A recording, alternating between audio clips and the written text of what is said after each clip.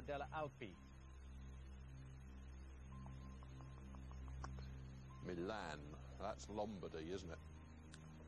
Now, you can see the Alps from Lombardy, but I don't think it's the Stadio delle Alpi. I think it's the Stadio San Siro. AC Milan play their home matches at the San Siro. It is the right answer, Chris. Yes. OK. Well, you've got to get this then, Yvonne. Which creatures did Jeff Capes, the two-time winner of the World's Strongest Man competition, start breeding when he retired from competition? Stick insects, budgerigars or gerbils? I think I'm hoping my first instinct's right, and go for the gentle giant approach and hope it's budgerigars. OK. Yeah. Quite a list there, isn't it? Yeah. It is budgies. It's the right answer. Yes, Jeff Capes started breeding budgies. But Chris has a chance to win it with you just getting that squash question wrong. Chris, FINA is the international organisation governing which sport? Swimming, gymnastics or boxing? FINA. Fédération Internationale de Natation. It's swimming. How on earth do you know that? Well, think what NA could stand for. It's obviously French Fédération Internationale, and which of those, swimming, gymnastics or boxing, starts with NA in French? There we are, and it's the right answer. Yes, it is swimming, FINA. So, there you go, Chris, you're through to the final round. Well done. And Yvonne, unfortunately, we won't be seeing you there. Would you both please come back and join your teams? Well, the Eggheads have edged into the lead there. They've knocked two of you out of the final round, not quite all there. One of them will be missing, and we play our last head-to-head before the final round. It's history. Who'd like to play this? Fiona or Vera? History. It'll have to be me. It'll have to be you. It'll have to be me. OK, Vera. And who do you like to play from the Eggheads, CJ or Kevin? Oh, stop kidding. It's going to be me. You know, you never know. What shall I say? It's CJ. Oh, it is then. OK, he's psychic. He doesn't know the answer. He just knows it's going to be him. Let's have Vera and CJ into the question room then. So, Vera, what's the game plan to try and beat CJ? Do you want to go first or second? I think I'll follow the team strategy and go first. OK, Vera, here's your question then. By what name was the Soviet leader born Yosef Vissarionovich Zhugashvili better known? Stalin, Trotsky or Lenin? Don't really know, but Joseph... I'll go for Stalin. That's the way to go, yep. Kept that bit of it. Man of Steel, I think Stalin translates as, doesn't it? CJ, how was the 17th century figure Nell Gwyn famously described by Samuel Pepys? Purty flirty Nell, hearty tarty Nell or pretty witty Nell? Oh, I've never actually heard this. I haven't heard it, but I'm going to go for pretty witty Nell. But I'm hoping that's just ringing a vague bell somewhere, but I can't recall it immediately. Pretty witty Nell is the right answer, CJ, yes. Nell Gwyn described by Samuel Pepys. OK, back to you, Vera, for your second question. What was the name of the English coin in circulation between 1351 and 1662 that was worth 4 pence? A groat, a florin or a crown? Again, I'm not really sure about this. I think I'll go for a groat. Groat. 4 pence. Yep, it's the right answer. Well done, Vera. CJ, which Nazi leader became Reich Commissioner for Aviation and head of the reconstituted Luftwaffe in the 1930s? Heinrich Himmler, Hermann Goering or Joseph Goebbels? That was Hermann Goering. Goering is the right answer, CJ. Both of you got 2. OK, well, if you get this, Vera, you might be through to the final round. What is the present-day name of the place in Massachusetts where the Pilgrim Fathers first made landfall in November 1620? Is it Provincetown, Bunker Hill or Martha's Vineyard?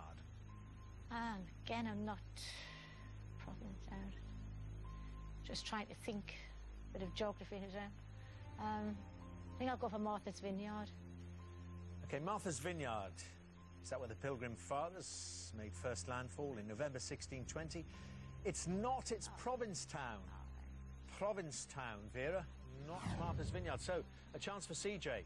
CJ, which female British traveller was instrumental not only in drawing the borders of Iraq in the early 1920s, but also in choosing its first king?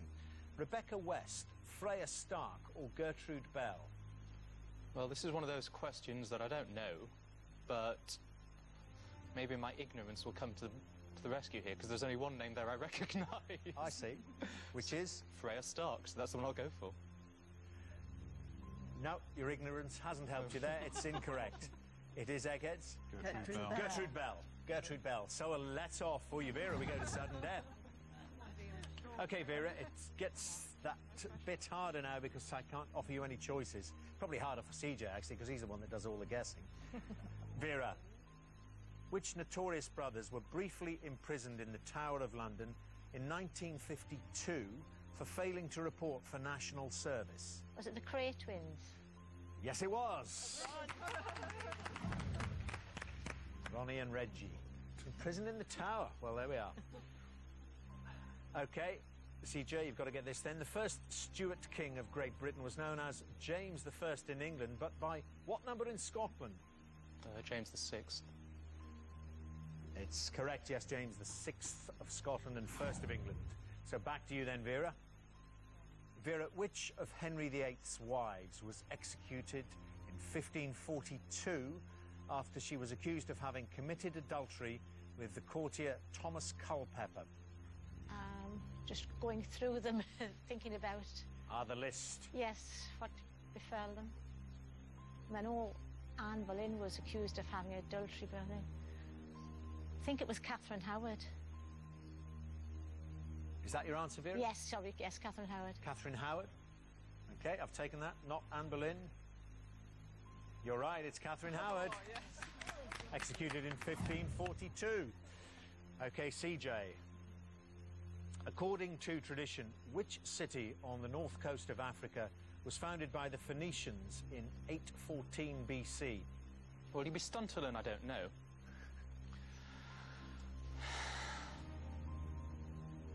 Let's go for the biggest city in Africa, Cairo. Not even close, CJ. It's incorrect. Eggheads? Carthage. Carthage, which means, Vera, you're through to the final round. What a performance. Fantastic effort in there, Vera. Just the one wrong early on, and then, my goodness me, sudden death. Put it to CJ there and knocked him out. Would you both please come back and join your teams?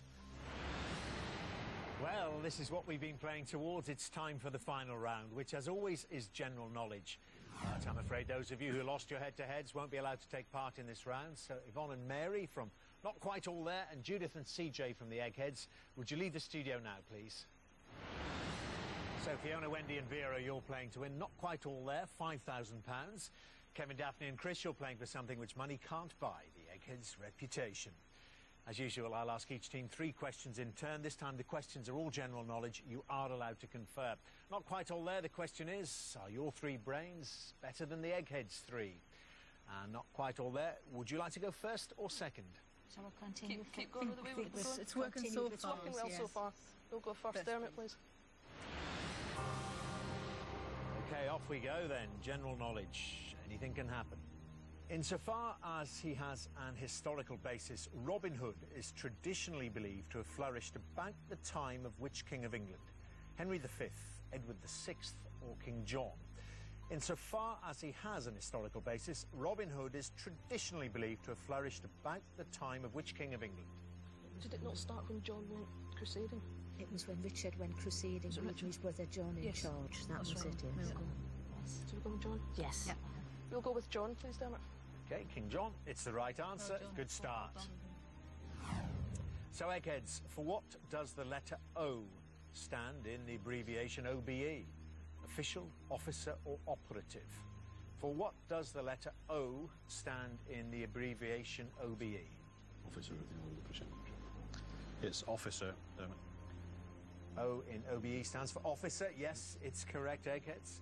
Back to you, not quite all there. Second question. In terms of value, what, after oil, is the largest internationally traded commodity in the world? Choices: coffee, milk, or sugar? In terms of value, what, after oil, is the largest internationally traded commodity in the world? It's not milk. I don't think milk's traded commercially. No. I think it So might be I think sugar it's and between coffee. sugar I think it might and be coffee. I think that's Do you- not a bad guess. I think it might. I don't know why. Something in the back of my mind saying coffee. I mean, which is more widely grown, I mean, you know. Coffee's more valuable than sugar, Uh-huh. so therefore you would expect the coffee market to be yeah. more, more value to it than the sugar Yeah. market. Go with that? We'll go for that. Shall we go with coffee? We'll go for that. We'll go with coffee, please, damn it. Okay, heard you working that out. In terms of value was the question. What, after oil, is the largest internationally traded commodity in the world? It is coffee. Well done. Well done. Correct. 2 to you then. Okay, Eggheads. Which Scottish city used to be known for its 3 J's? Jute, Jam and Journalism, Dundee, Aberdeen or Perth? Which Scottish city used to be known for its 3 J's? Jute, Jam and Journalism. Yeah. And we had a team from Dundee against us not too recently, well, not too long ago. Yeah, it's Dundee. Jute, Jam and Journalism. Dundee is correct, Eggheads. Okay, not quite all there. If you get this right, it might be worth £5,000. Which successful playwright became MP for Stafford in 1780, held ministerial office on several occasions, and spent more than 30 years in the House of Commons? Oliver Goldsmith, David Garrick or Richard Brinsley Sheridan? Which successful playwright became MP for Stafford in 1780, held ministerial office on several occasions, and spent more than 30 years in the House of Commons? I have absolutely no idea. Goldsmith. I'm trying to... That's what my first thought was. I'm trying to think. I don't know. But in the back The of only, my the only one I recognise is Oliver Goldsmith. That's the one I recognise. Yeah, I've heard But of that's them all, not but necessarily- Sheridan. Initially, we all thought Oliver Goldsmith. Do you want to carry on what we usually do and go with first?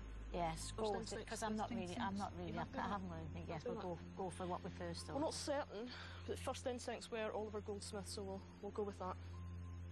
Okay, MP for Stafford in 1780 and then spent more than 30 years in the House of Commons. It's Sheridan.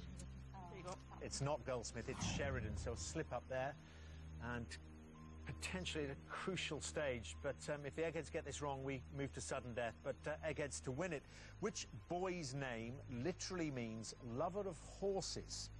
Nigel, Philip or Bernard? Which boy's name literally means lover of horses?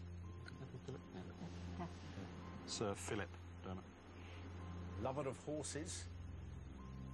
The boy's name that literally means that is Philip. It's correct, Eggheads. You've won.